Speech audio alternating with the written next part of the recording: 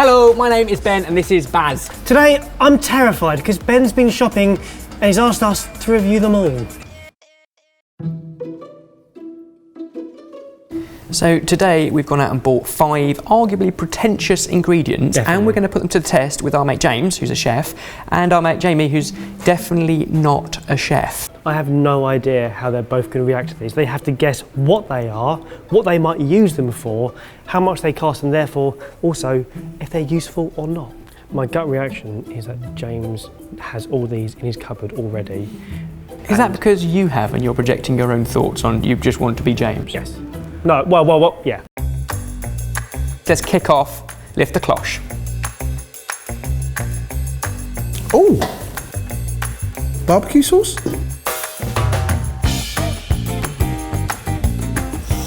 Oh, it's fruity. It's not barbecue sauce. Oh, I recognise that taste.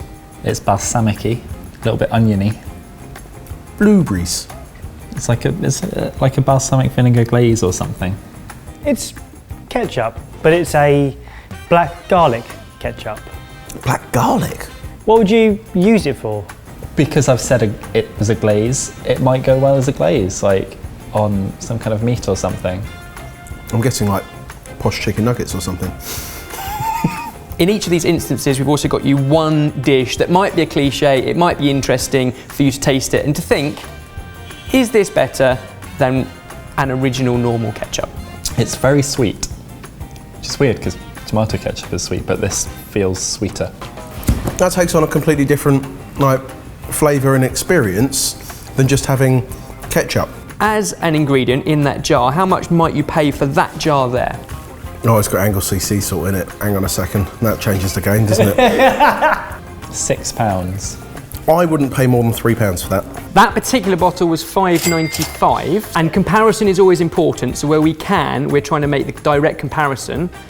That is 7.5 times more expensive than a branded tomato ketchup. I probably wouldn't buy a jar of it, just because I just wouldn't use it enough. I think I'd buy that more as a cooking ingredient than a condiment almost. I would probably buy that if I was in the right mood, like at farmer's market, and I hadn't, I was in that more frivolous stage of going like, oh, they've got some honey made by, I don't know, wasps or something. Like, oh, that's worth a try. I'm guessing you bought that shirt as a farmer's market as well then? Yeah. On a whim. Exquisite taste. Yeah. Yes. Barry, have you got a bottle at home? Yes, I have.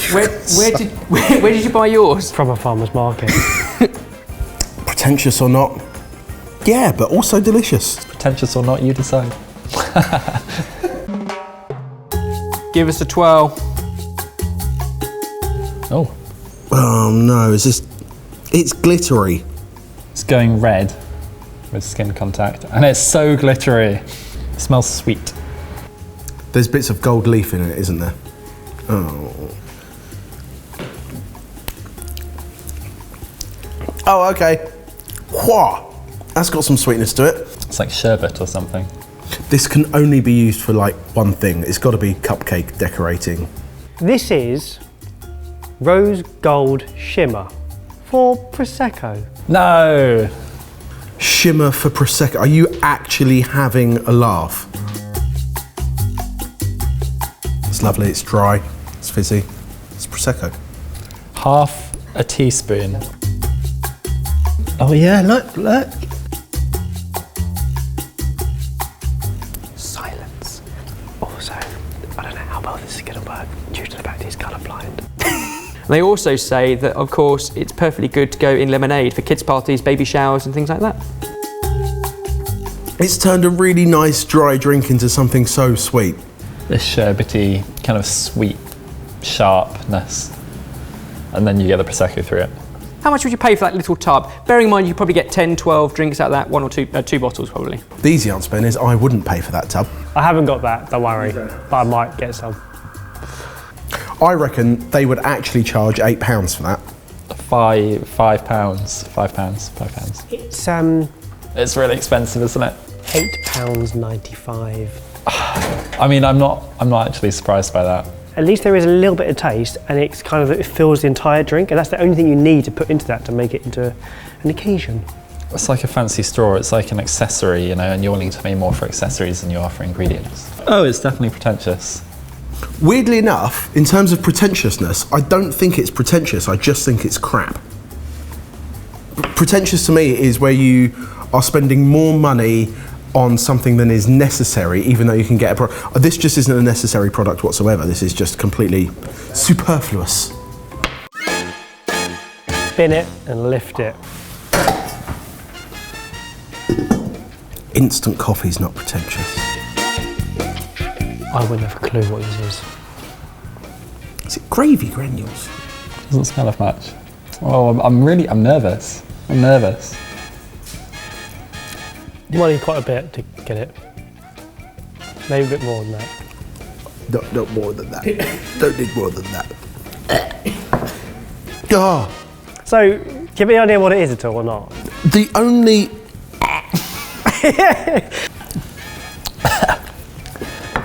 What is that, like powdered licorice or something? Blimey. Exactly that. That is raw licorice powder. Licorice, of course. I hate licorice, that's why. Yeah, like licorice all sorts. I like aniseed, but I don't like licorice. That was a good old... What would you use it for? Presuming you liked it, what do you think it could be used for? I'd probably use it in some sort of baked goods. Chili con carne. I suppose you could do something like that with it, but other than that, I'd burn it. Do you want to try it with some ice cream? You said you wanted something that might mellow out the strength of it, so we thought dairy and cream and vanilla and sugar might help. It needs a lot. It needs way more than I thought, but none of the acrid burn is there anymore. It's all mellowed by the fat. It has a real bitterness. I don't hate it when it's put with something else, I just don't like the flavour and would never choose to eat it. Fair. How much would you pay for that little tub? $4.99. $7.50. £5.95 for that. I don't know what to make of that. What do you make of that? I don't know. This is quite difficult, isn't it? It's an unusual ingredient. They probably don't get many people buying it outside of restaurants and stuff, so it's going to be a little bit more expensive. It's not a commodity at all. I would actually really like to use it some more and experiment with it and do some more stuff with it. It's hard for me to say whether I'd buy it or not because I don't like it, but I can see how chefs would use it, and I think it could be a chefy thing. Is it pretentious or not? I don't know. Like, I don't think Barry would have that. And I think that's one of my markers for is it pretentious or not. I think it's chefy, but I don't think it's pretentious. Pick it up, pick it up, pick it up. Let's go. Another unidentified powder in a bowl. Oh, smoky. It's not salt. After smelling it, it's definitely smoked, but I was thinking, is it smoked salt? It could, but tasting it, it's not salty. It's like smoked sugar. That's exactly what it is. Oak smoked granulated sugar. What might you use it for? 100% a caramel. You wouldn't get any flavour if you baked it. I hate this. Following the success of our smoked salt and smoked water, are you actually having a giggle? I'd be interested to know what it tastes like when it's used. Q taster. We've made you 2 creme brulees, vanilla, one with regular granulated, one with smoked granulated. You're not going to tell me which one's which, are you? Just some strawberries. Okay, so you have to use a lot of it to get the smoked flavour. The smell is there, but the smoked flavour doesn't come out until you literally pour it on. I'd say that's the smoked one. Correct, that is the smoked one. Not because I can taste smoke. Because that's coarser than caster sugar, and that had a better top. How much do you think for that packet? I'm going to say £4. £6. £4.50 for that, but I think the interesting thing is the comparison. That makes it 65 times more expensive than regular granulated sugar. That is the wankiest thing that we've had so far. It's another one that I want to try more of, because infusing that into the custard, making syrups out of it, I'm really interested. I feel like cocktails might be great. Pretentious or not? Useless or not? I mean, I feel like there's no question that that's pretentious. I don't need to ask these guys. If you want smoked sugar, make a fire, pour some sugar on it. Don't spend £4.50 on it. It's pretentious. It is. I do it. It's too warm in here to be ice. Oh. A pow. Ah, great. The fact he knows straight away what that is says a lot. So did you. I know. Oh, it tastes like seawater in Spain. So salty. This looks like a Himalayan salt block. And we're probably not cooking on it, are we? Are we cooking on it?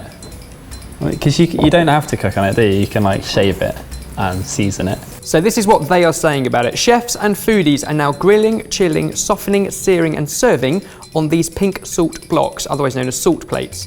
Cooking on a Himalayan salt block naturally imparts the minerals and vast health benefits of the dusky pink salt into your food. So basically what we get in our jars that we then twizzle starts out life as this, which actually starts out as like a glacier or something. And that's ice. Right.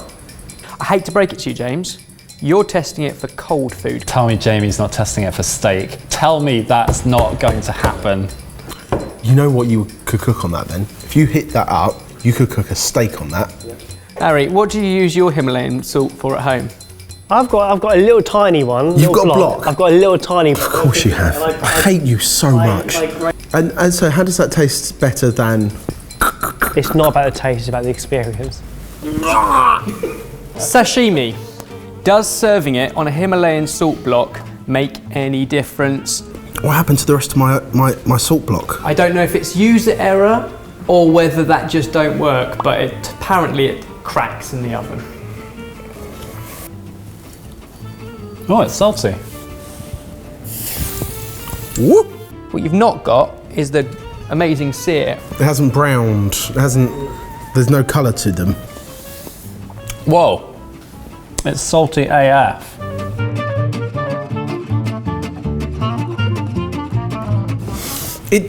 Considering we've not added any other seasoning to it than lemon, it does taste like it's got salt on it. But then I suppose it has because the salt is there.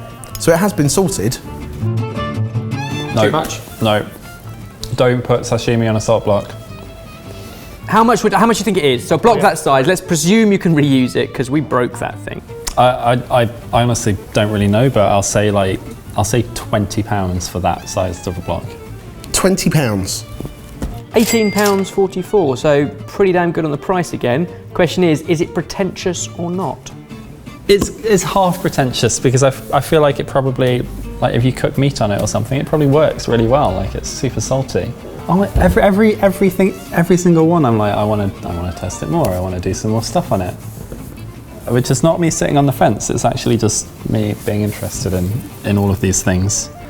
That is one of the most pretentious things that we've done today. There is absolutely no need for that. And if Barry actually does use something like that to grate salt over items, then that is completely and utterly ridiculous to me. There is no need for that whatsoever.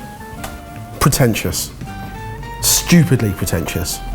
Like making me angry pretentious. I have no idea what you were terrified about in that video. Your middle name is Pretentious. I've seen your search history. Comment down below with your thoughts on each of the items and if you thought they were pretentious or not. What is your definition of pretentious? And we'll see you next time. Every Wednesday, every Sunday, as always. Bye! As we mentioned, Sorted is just run by a group of friends. So, if you like what we're doing, then there are loads of ways that you can support us and get more involved. Everything you need to know is linked below. Sorry, my watch is ringing. That was pretentious.